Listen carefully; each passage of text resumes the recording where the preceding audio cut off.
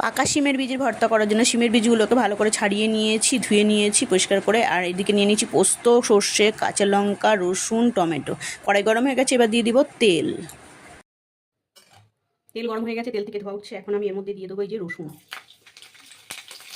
এখন আমি এর মধ্যে যে শিমের বীজগুলো স্বাদ মতো দিয়ে দেবো নুন। এবার দিয়ে দেবো টমেটো আর দিয়ে দেবো লঙ্কা।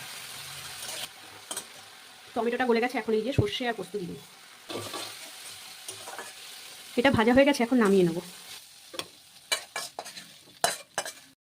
এখানে নিয়ে নেওয়া হয়েছে নারকেল কোড়ানো, আর এটা কিন্তু এখন ঠান্ডা হয়ে গেছে। এখন এটাও এর মধ্যে দিয়ে দেবো।